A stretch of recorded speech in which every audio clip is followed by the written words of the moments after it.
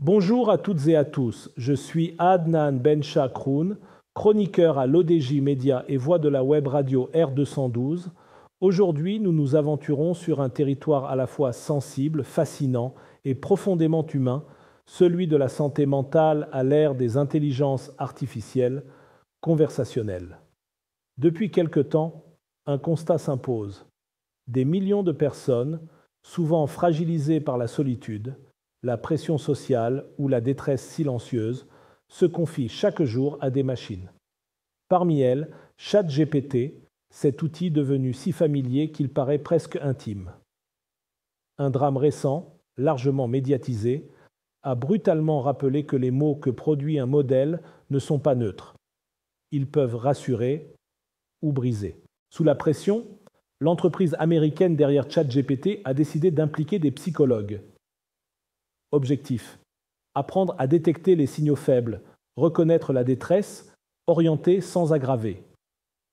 Au même moment, OpenAI dévoile une nouvelle famille de modèles baptisés GPT OSS Safeguard, présentés comme raisonnables, c'est-à-dire capables de saisir le second degré, les ambiguïtés culturelles et la nuance émotionnelle. Dans un monde où l'écran remplace parfois l'oreille attentive, cette évolution interroge: que dit-elle de nous, de nos vulnérabilités, de nos politiques publiques? Et au Maroc, où la santé mentale reste taboue, sommes-nous davantage exposés? Installez-vous, prenons le temps de comprendre. Ce qui semblait impensable hier devient réalité aujourd'hui. Des psychologues cliniciens ont été sollicités en urgence pour corriger les réponses d'un modèle conversationnel. Pourquoi? Parce qu'un drame a exposé les limites de l'algorithme face à la détresse. Lorsqu'une personne fragilisée reçoit des réponses maladroites, neutres ou ambiguës, la machine peut involontairement banaliser la souffrance, voire l'encourager par manque de référentiel clinique. Les ingénieurs ne sont pas formés aux dynamiques suicidaires, aux biais cognitifs, ni aux trajectoires de désespoir. Les psychologues viennent ajouter de l'empathie programmée, des redirections humaines et des protocoles d'alerte. Cette admission n'est pas seulement technique, elle est morale. Elle reconnaît enfin que le langage est un outil de soin ou de blessure. On doit se poser la fameuse question: à qui l'intelligence artificielle sert-elle de confident? Contrairement aux clichés, ce ne sont pas seulement des passionnés de technologie isolés, ce sont des adolescents écrasés par des attentes scolaires irréalistes, des adultes en burn-out discret, des personnes âgées privées d'écoute, des étudiants expatriés, des individus rejetés par leur famille, notamment au sein de minorités sexuelles. Pourquoi se tournent-ils vers la machine? Parce qu'elle ne juge pas, ne soupire pas, ne détourne pas le regard. Et au Maroc, où la santé mentale demeure un tabou social puissant, l'intelligence artificielle devient le confident clandestin. Il s'agit d'un refuge paradoxal, apaisant, mais incapable de contextualiser. Derrière chaque phrase livrée à la machine se cache un déficit de structures humaines que nous n'avons pas su combler. L'IA absorbe une souffrance collective invisibilisée. Pourtant, cette écoute digitale n'est pas une thérapie. Certes, aucun robot ne remplacera un thérapeute, du moins pour l'instant. Un thérapeute humain perçoit les silences, la respiration, la posture, l'hésitation musculaire. Il identifie des signaux subtils qui annoncent une rupture intérieure. ChatGPT, lui, calcule des probabilités de langage. Il peut simuler l'empathie, mais il ne ressent rien. Résultat, il offre un soulagement superficiel, jamais une transformation psychique profonde. Autre limite, la responsabilité. Un psychologue est encadré par un code déontologique, une supervision, une formation continue. La machine, elle, n'a ni serment, ni accountability. Pire, ce pseudo-confort retarde parfois la consultation humaine. L'illusion est douce, mais elle peut coûter cher. Et lorsque l'intelligence artificielle ne détecte pas une escalade, le risque devient réel. Oui, il y a bien un risque invisible. Le danger n'est pas que la machine pousse au pire, mais qu'elle ne dise jamais « stop ». Une escalade lente, progressive, peut passer inaperçue. L'IA répond calmement à des messages de plus en plus alarmants, comme s'il s'agissait d'un jeu littéraire. Elle normalise le désespoir lorsqu'elle manque d'intensité émotionnelle.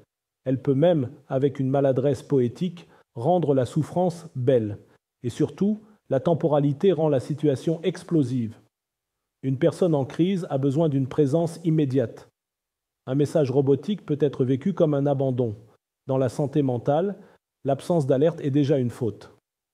Alors, la machine peut-elle apprendre à repérer la détresse? Seul l'avenir nous le dira. Oui, certains marqueurs linguistiques sont détectables. Auto-dévalorisation répétée, absence d'avenir, idées suicidaires. Le machine learning progresse. Mais la détresse s'exprime parfois par humour, par ironie, par codes culturels implicites. Une phrase marocaine comme « je suis au bout » n'a pas la même intensité qu'aux États-Unis. Les psychologues apportent des nuances transculturelles. Le risque demeure, un faux positif crée de l'angoisse. Un faux négatif peut coûter la vie. L'IA doit donc rester humble. Son rôle n'est pas de diagnostiquer, c'est d'alerter, d'orienter, de rappeler des ressources humaines. Et pendant que nous parlons santé mentale, une autre évolution s'opère. Oui, je change de sujet, mais il y a une continuité, vous allez voir. OpenAI dévoile un modèle raisonnable à la surprise générale.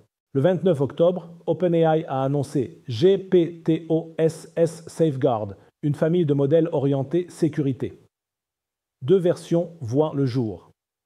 Une de 120 milliards de paramètres et une seconde de 20 milliards. Leur objectif?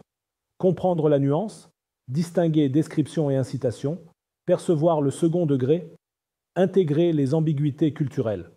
Contrairement au filtrage bête et méchant par liste de mots interdits, ce modèle s'appuie sur le raisonnement.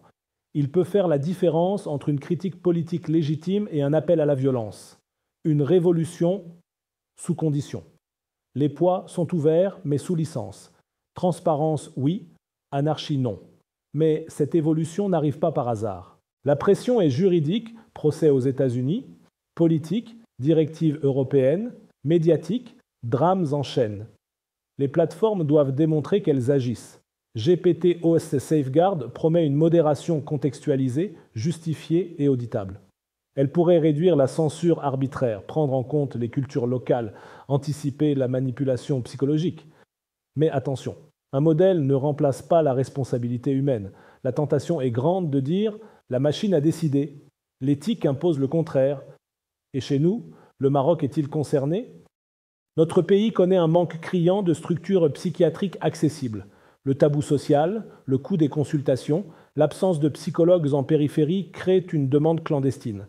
L'IA, disponible 24 heures sur 24, en français et en darija, devient substitut. À long terme, cela n'apaise pas, cela camoufle. Nous devons écouter ce symptôme social. Ce que l'intelligence artificielle absorbe, nous refusons encore de l'affronter. Faut-il paniquer? Non, mais il faut regarder en face.